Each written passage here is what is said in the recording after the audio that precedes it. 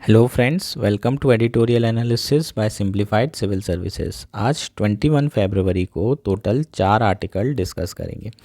2 article the Hindu से, 2 article Indian express के discuss किए जाएंगे। फर्स्ट आर्टिकल जो डिस्कस किया जाएगा वो है काम असेसमेंट। रिसेंटली सुप्रीम कोर्ट ने फॉरेस्ट कंजर्वेशन अमेंडमेंट एक्ट में पॉज लगा दिया है। क्यों लगा दिया है, ये सारी चीज़ों पे बात करेंगे। डीम फॉरेस्ट क्या होता है, फॉरेस्ट डेफिनेशन इन डिक्शनरी क्या होता है, और जो रीसेंट अमेंडमेंट है उसमें फॉरेस्ट डेफिनेशन क्या है, ये सारी चीज़ें समझेंगे। प्री के लिए बहुत इंपॉर्टेंट है फॉरेस्ट कंजर्वेशन अमेंडमेंट एक्ट, एक ना एक आपको पूछा जाता है।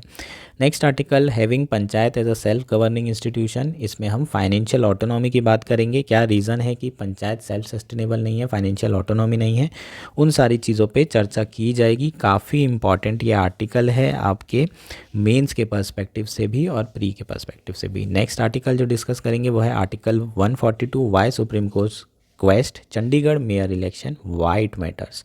आर्टिकल 142 की बात करेंगे। प्रीलिम्स के लिए इंपॉर्टेंट है, ये ऑलरेडी आपको पूछा जा चुका है और दोबारा आपको पूछा जा सकता है, काफ़ी रिपीट होते हैं पॉलिटी में क्वेश्चन।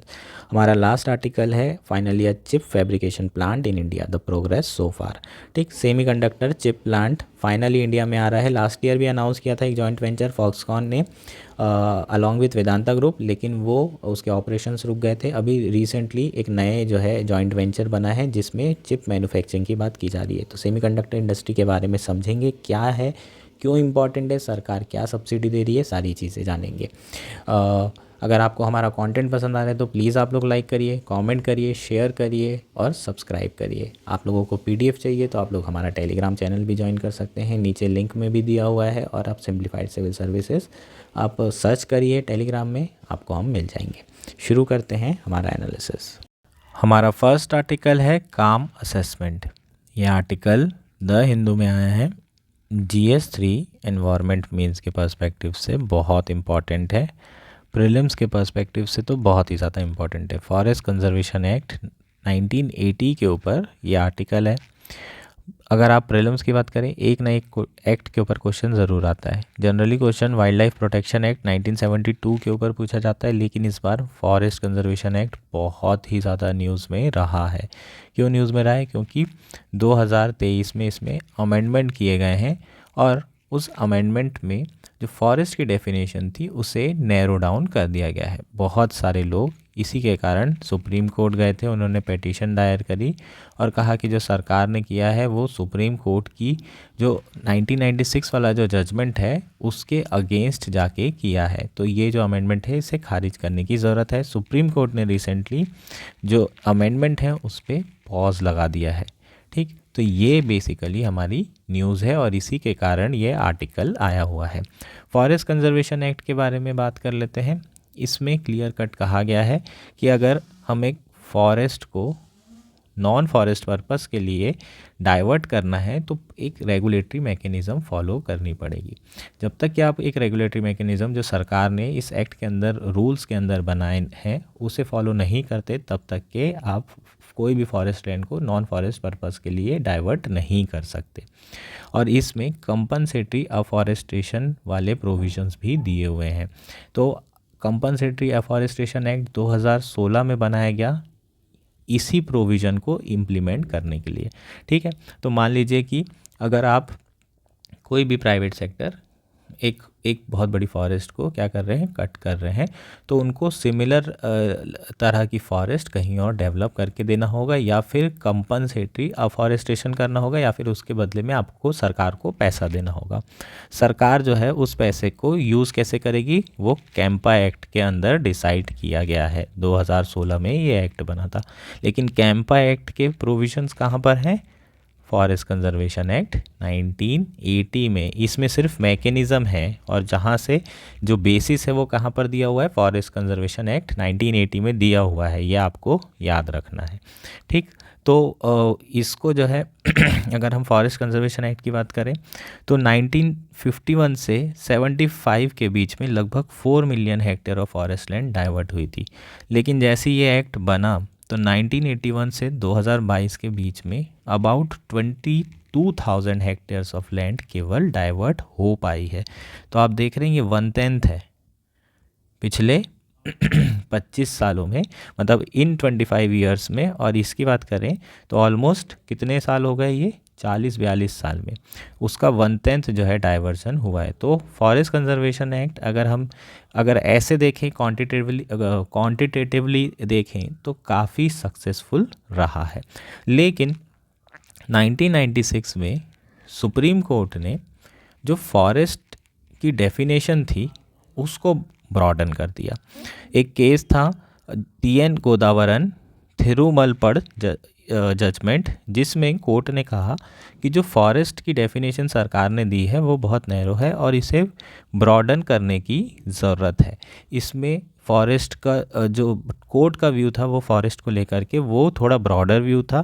उन्होंने कहा कि सारी फॉरेस्ट वर्दी ऑफ प्रोटेक्शन होती है, इससे कोई फ़र्क नहीं पड़ता कि how they were classified and who own them. ठीक है, तो कंसेप्ट ऑफ डीम फॉरेस्ट यहाँ से आया, और tracts that were not officially classified as such in government और रेवेन्यू रिकॉर्ड्स और also consider as a deemed forest must be protected under forest conservation act. तो यहाँ से डीम फॉरेस्ट का कंसेप्ट आया। उसके बाद डीम फॉरेस्ट में प्रॉब्लम क्या थी? प्रॉब्लम ये थी कि बहुत सारे जो प्राइवेट सेक्टर हैं वो अगर डेवलप करना चाहें फॉरेस्ट, तो उनको क्या डर रहता था कि फॉरेस्ट कंजर्वेशन एक्ट के अंदर ना आ जाए हम। और हम लोगों का टारगेट है, क्या टारगेट है हमारा टारगेट ये है कि हम 2.5 to 3 million tonne sink develop करना चाहते हैं, फॉरेस्ट सिंक डेवलप करना चाहते हैं।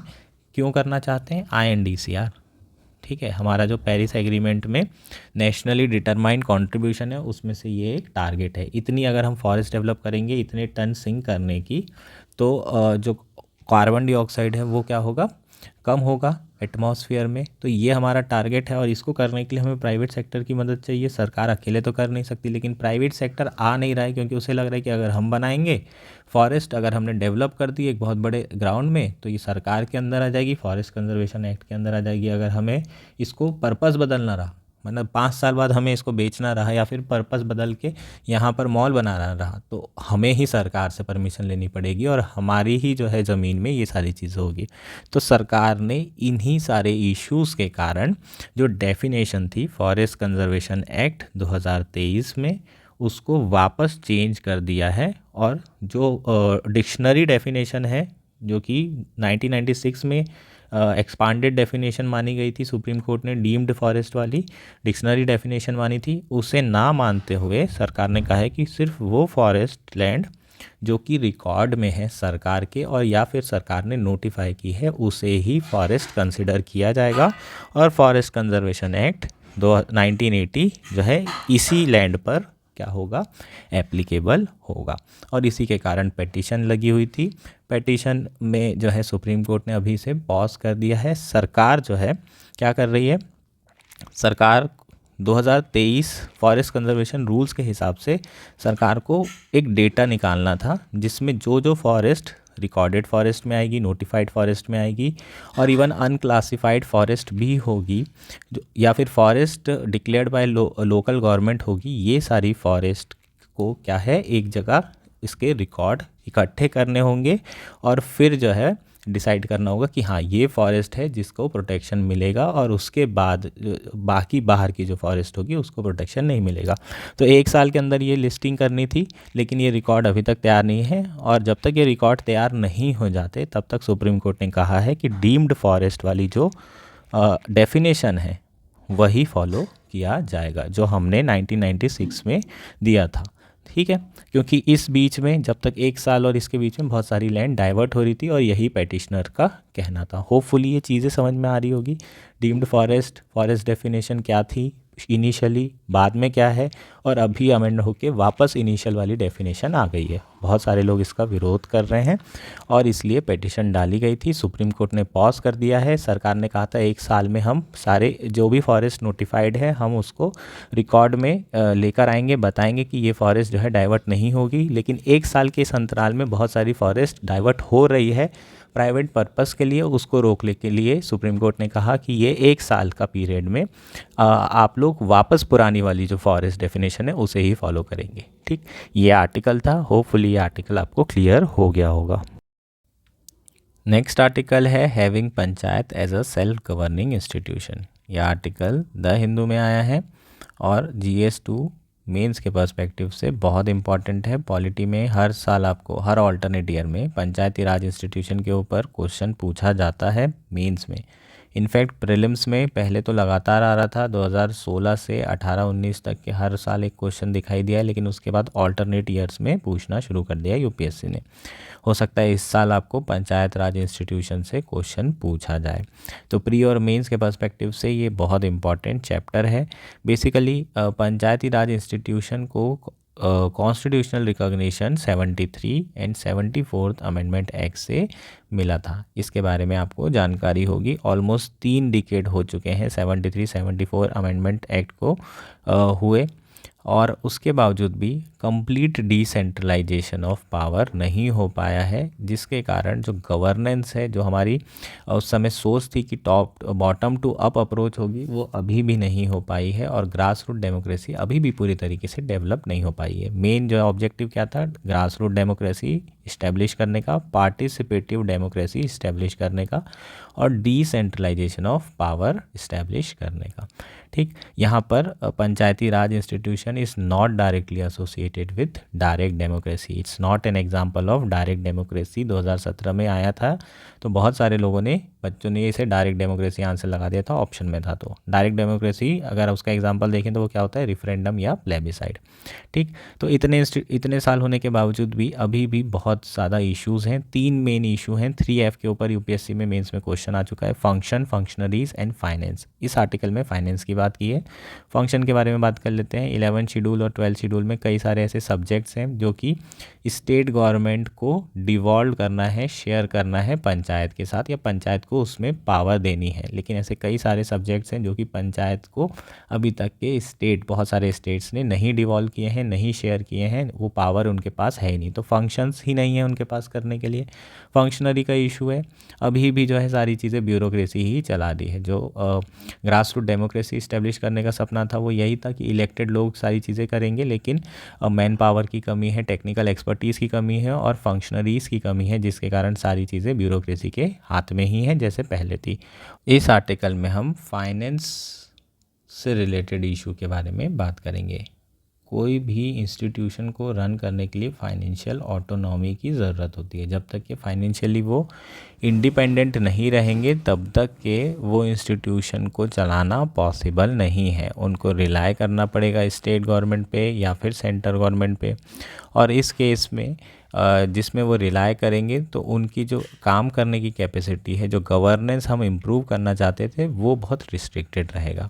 तो फाइनेंशियल ऑटोनॉमी एक बहुत बड़ा इशू है। अभी भी बहुत सारे स्टेट में फाइनेंशियल ऑटोनॉमी नहीं दी गई है पंचायत को। न टैक्स रेस करने के लिए जो है उन्हें सब्जेक्ट्स प्रोवाइड किए गए हैं कि आप इन सब्जेक्ट में टैक्स रेस कर सकते हैं। खुद के रेवेन्यू जनरेशन के लिए भी बहुत लिमिटेड उनके पास जो है टैक्सेस सब्जेक्ट प्रोवाइडेड किए गए हैं। अलग अलग स्टेट के द्वारा अलग अलग चीज़ें हैं, ये चीज़ आपको याद रखना है।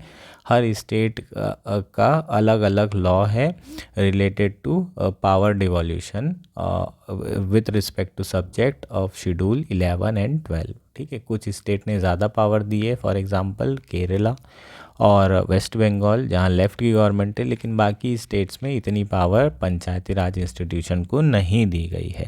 होपफुली ये सारी चीज़ें आपको क्लियर है। अगर हम फिस्कल डिवोल्यूशन की बात करें तो वो कहाँ कहाँ से हो सकता है, खुद के रेवेन्यू जनरेट कर सकते हैं, या फिर जो सेंट्रल गवर्नमेंट है उनकी तरफ से ग्रांट आती है, फाइनेंस कमीशन कुछ ग्रांट देता है, और स्टेट गवर्नमेंट भी कुछ ग्रांट प्रोवाइड करता है।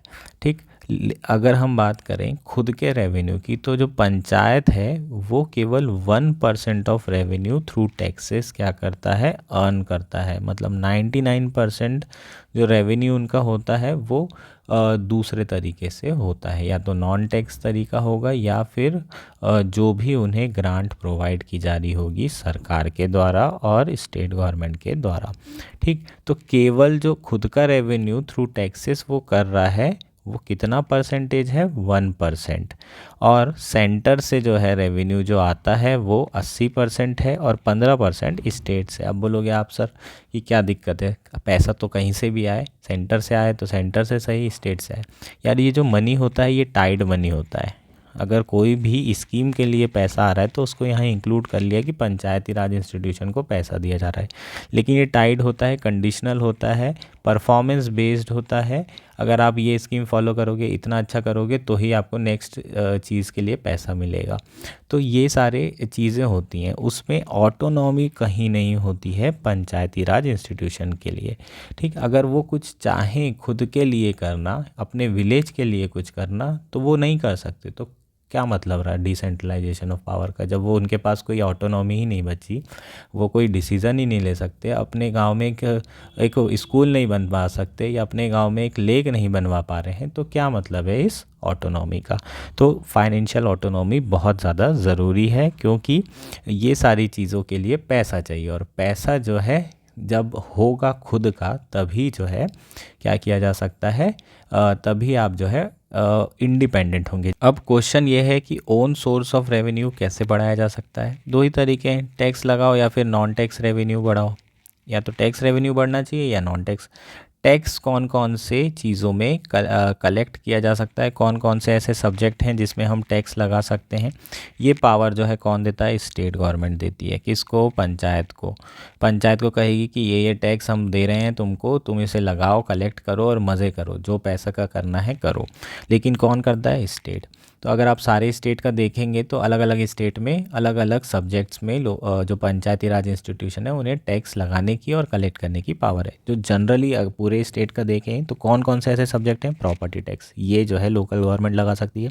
Cess on land revenue, surcharge on additional stamp duty, tolls, tax on profession, advertisement, user charges for water and sanitation and lighting, ये सारे के सारे आपको याद रखना है, प्रीलिम्स में आ सकते हैं।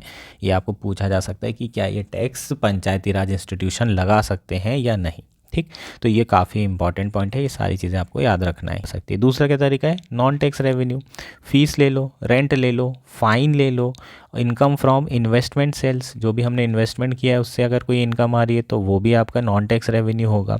इसके अलावा आसपास बहुत सारे छोटे छोटे बिजनेसेस होते हैं, लघु उद्योग होते हैं, कुटीर उद्योग होते हैं, उनसे आप कॉरपोरेट सोशल रिस्पॉन्सिबिलिटी के अंदर कुछ डोनेशन ले सकते हैं। कार्बन क्रेडिट के थ्रू भी पैसा बनाया जा सकता है, जो फॉरेस्ट एरिया है उसमें कार्बन क्रेडिट के थ्रू भी कुछ रेवेन्यू जनरेट कर सकते हैं। तो इस तरीके से पैसा कमा सकते हैं नॉन टैक्स रेवेन्यू में। ठीक, लेकिन अगर हम बात करें कि अगर हमें फाइनेंशियल ऑटोनॉमी चाहिए तो उसके लिए रोल ऑफ ग्राम सभा बहुत इम्पॉर्टेंट हो जाता है। जो ग्राम पंचायत होती है ये इलेक्टेड बॉडी होती है, ग्राम सभा इलेक्टेड बॉडी नहीं होती है, ये आपको याद रखना है। लेकिन ग्राम सभा पार्लियामेंट की तरह होती है, इलेक्टेड नहीं होती लेकिन पार्लियामेंट। 18 साल से ऊपर का जो भी पर्सन है या जिसका भी इलेक्टोरल रोल में नाम आ गया है वो पार्टिसिपेट कर सकता है ग्राम सभा में। ग्राम सभा में बैठक होती है, वहाँ इलेक्टेड पंचायत होती है, पंचायत ही डिसीजन लेती है लेकिन सारा डिस्कशन ग्राम सभा में होता है। तो ग्राम सभा के पास अथॉरिटी है to impose tax, fees and levies and direct this fund towards development project, public services and social welfare programme. ये सारी चीज़ करने की अथॉरिटी डायरेक्टली इनडायरेक्टली किसके पास है, ग्राम सभा के पास में है। और ग्राम सभा इन लोकल रिसोर्सेज को लेवरेज करके रेवेन्यू जनरेट कर सकती है ताकि self sufficiency and sustainable development at the grass root level establish किया जा सके, है ना। हमेशा तो आप सेंटर गवर्नमेंट के ऊपर रिलाई नहीं करेंगे फंड के लिए, हमेशा तो आप जो है स्टेट के ऊपर रिलाई नहीं कर सकते। अगर आप देखें ब्रिटिशर्स के पहले आने से पहले सारे जो रूरल एरियाज़ थे या फिर जितने भी ग्राम जो है गांव हुआ करते थे, विलेजेस हुआ करते थे, सब सेल्फ सफिशिएंट होते थे। सारी चीज़ें एक विलेज के अंदर हुआ करती थी, मार्केट भी विलेज के अंदर लगते थे, बार्टर सिस्टम हुआ करता था, बाहर से ज़्यादा कोई कनेक्शन नहीं था और ये अपने आप में सेल्फ सफिशिएंट खुद का रेवेन्यू जनरेट करते थे, खुद के डेवलपमेंट के लिए चीज़ें बनाया करते थे। तो ये जो सेल्फ सस्टेनेबिलिटी है, जो ग्राम स्वराज की बात की गई थी गांधी जी के द्वारा, वो इसी कंसेप्ट को रिवाइव करने के लिए की गई थी। और इसलिए तो हम पंचायती राज इंस्टीट्यूशन डेवलप कर रहे हैं ताकि यही ग्राम स्वराज की जो धारणा है उसको क्या किया जा सके, इम्प्लीमेंट किया जा सके। ठीक, लेकिन कुछ ऐसे स्टेट होते हैं जहाँ पर ग्राम पंचायत के पास ये अथॉरिटी नहीं है कलेक्ट करने की टैक्सेस। अगर हम देखें तो डेटा की बात करें तो पंचायत लगभग 89% देयर ओन टैक्सेस कलेक्ट कर रही है। इंटरमीडिएट पंचायत केवल 60% करती है और डिस्ट्रिक्ट लेवल की जो पंचायत है केवल नॉमिनल अमाउंट ऑफ 5% कर रही है। तो ये जो इक्विटेबल शेयरिंग है इसको भी इंश्योर करने की ज़रूरत है एंटायर 3 टायर सिस्टम में जो पंचायती राज इंस्टीट्यूशन का है। अब रीज़न जान लेते हैं कि क्यों इतने बुरे हाल हैं खुद के रेवेन्यू जनरेट ना होने के। पहला क्या है, लैक ऑफ एक्सपर्टीज़। ठीक है, आपको टैक्स लगाना है तो आपको प्रॉपर मैनेजमेंट आना चाहिए, कौन सा टैक्स लगेगा, कौन सा टैक्स नहीं लगेगा, कितना टैक्स लगाना चाहिए। तो ये एक्सपर्टीज़ की कमी है। मैन पावर इशू है ना, प्रॉपरली अगर एक्सपर्टीज़ होती और वो मैन पावर होता तो इतना इशू नहीं आता, लेकिन ये सारी चीज़ें अवेलेबल नहीं है। और उसके बाद सेंट्रल की जो फाइनेंस कमीशन है उनकी ग्रांट जो है बहुत लगातार बढ़ रही है। 14 और 15 फाइनेंस कमीशन में अगर देखोगे तो 2 लाख करोड़ और 2,80,00,000 करोड़ के आसपास जो है ग्रांट प्रोवाइड की गई थी पंचायती राज इंस्टीट्यूशन को। तो ये इनकी डिपेंडेंसी कहीं ना कहीं ज़्यादा किस पे हो गई है, जो वो फाइनेंस कमीशन है उससे आने वाली ग्रांट पे। तो अब पैसा आ रहा है तो ज़बरदस्ती क्यों जो है टैक्स लगाएं, ये वाली चीज़ है। और चौथा क्या है, मोस्टली प्रॉपर्टी टैक्स एग्जम्प्टेड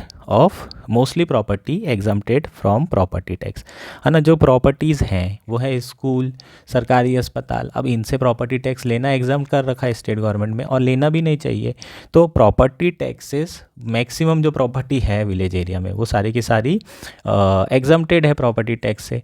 तो फिर रेवेन्यू आएगा कहाँ से, तो इसलिए भी रेवेन्यू नहीं आ रहा है। नेक्स्ट है फ्रीबी कल्चर, है ना। फ्रीबी मतलब हर चीज़ फ्री करने की आदत है। जैसे लोकल इलेक्शन भी होते हैं तो उसमें भी फ्री भी चलती है भाई, कोई टैक्स नहीं लगाएंगे हम, ताकि जो पॉपुलरिटी ऑफ लीडर है वो कम ना हो, है ना। विलेजेस में तो ये सारी चीज़ें इंपॉर्टेंट होती है। जो खड़ा होगा बोलेगा नहीं मैं ये कर लगाऊंगा नहीं, तो उसको वोट देना चालू कर देते हैं। तो ये फ्री भी कल्चर है और इनके कारण जो हमारा ओन सोर्स ऑफ रिसोर्सेज है वो नहीं आ रहा है, फाइनेंशियल ऑटोनॉमी नहीं आ रही है, सेल्फ सफिशिएंसी नहीं आ रही है। तो क्या करने की ज़रूरत है, ऑब्वियसली जो इलेक्टेड रिप्रेजेंटेटिव है उन्हें एजुकेट करने की ज़रूरत है, उनको बताने की ज़रूरत है कि उन्हें खुद के रेवेन्यू जनरेट करना कितना ज़रूरी है, ताकि वो ये जो सेल्फ गवर्निंग इंस्टीट्यूशन है उसे सस्टेन कर पाएँ फॉर द लॉन्ग टाइम, लंबे समय तक ये रहे और इसकी महत्ता भी रहे, है ना। ऐसा नहीं कि सिर्फ नाम के लिए है, उसकी इम्पॉर्टेंस भी बनी रहे और जो हम बॉटम अप अप्रोच की बात कर रहे हैं गवर्नेंस के लिए वो जो है इंश्योर हो सके।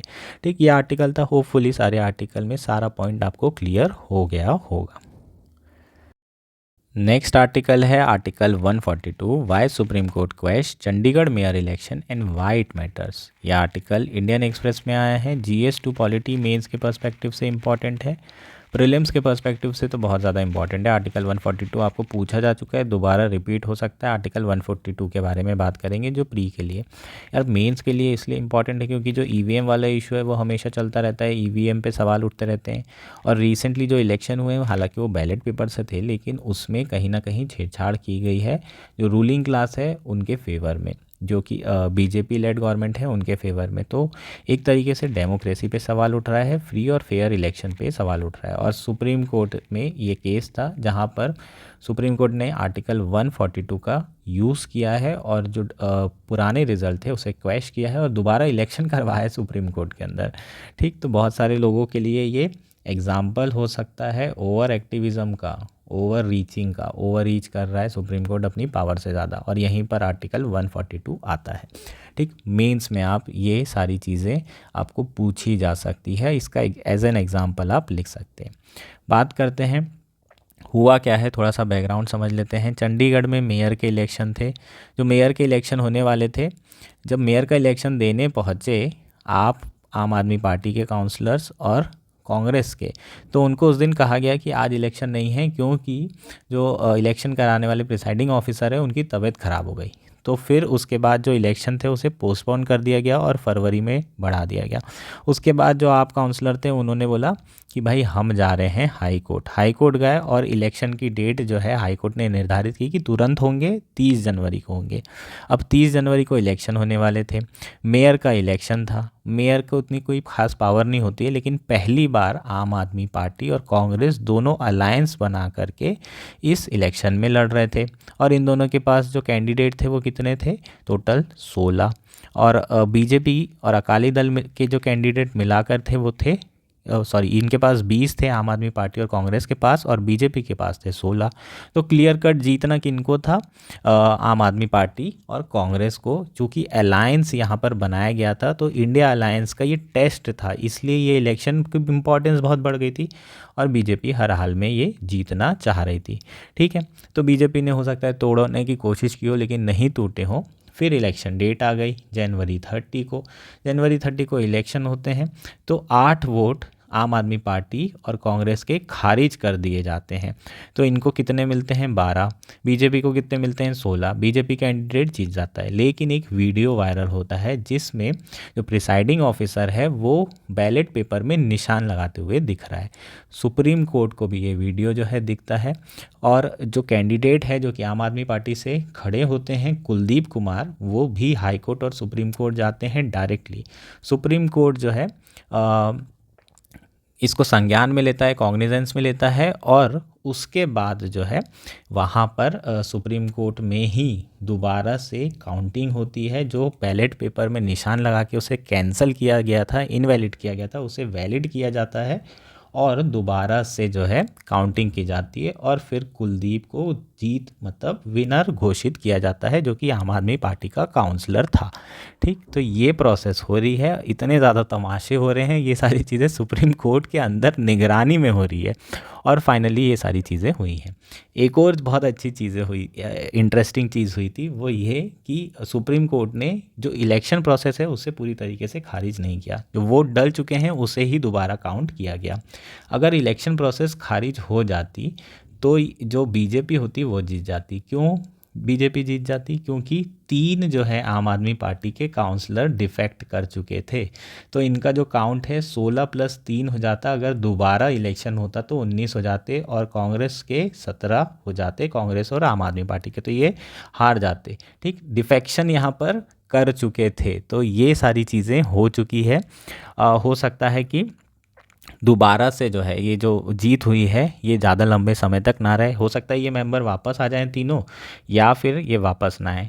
यहाँ पर एंटी डिफेक्शन लॉ नहीं लगाया जाता है। म्युनिसिपल कॉरपोरेशन के जो इलेक्शन होते हैं उसमें एंटी डिफेक्शन नहीं होता है, ये आपको याद रखना है, प्रीलिम्स के लिए बहुत इंपॉर्टेंट पॉइंट है। ठीक, तो पंचायती राज इंस्टीट्यूशन या फिर म्युनिसिपल जो इंस्टीट्यूशंस होते हैं और वहाँ के इलेक्शन के लिए एंटी डिफेक्शन लॉ एप्लीकेबल नहीं है। ठीक, तो ये सारी चीज़ें चल रही हैं, थोड़ी सी हास्यप्रद है पर यही सब हो रहा है और सुप्रीम कोर्ट ने आर्टिकल 142 का यूज़ किया है। अब मेन चीज़ है आर्टिकल 142 होता क्या है।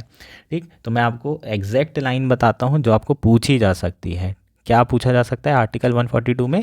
जो आर्टिकल 142 है वही पूछा जाएगा। इसमें क्लियर कट कहा है कि it provides discretionary power to supreme court as it state that the supreme court in exercise of its jurisdiction may pass such decree और such order as it's necessary to doing complete justice in any case और matter pending before it. ठीक, article 142 के अंदर supreme court कोई भी decree या फिर order क्या कर सकता है? कोई भी ऑर्डर पास कर सकता है टू डू कंप्लीट जस्टिस। अगर कंप्लीट जस्टिस करने के लिए कोई ऑर्डर अलग से पास करना भी पड़े, अगर कोई लॉ बनाना पड़े, तो भी ये सारी चीज़ें कौन कर सकता है? सुप्रीम कोर्ट कर सकता है 142 के अंदर।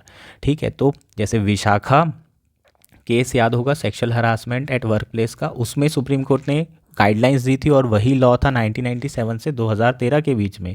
ये किसके अंदर किया गया था? आर्टिकल 142 के अंदर ही किया गया था। तो कहीं ना कहीं जुडिशियल जो एक्टिविज़म की इतनी ज़्यादा पावर जो आ रही है वो कहाँ से आती है? आर्टिकल 142 से ही आती है। और ये सारी चीज़ें कब की जा सकती है? कंप्लीट जस्टिस कब दी जा सकती है?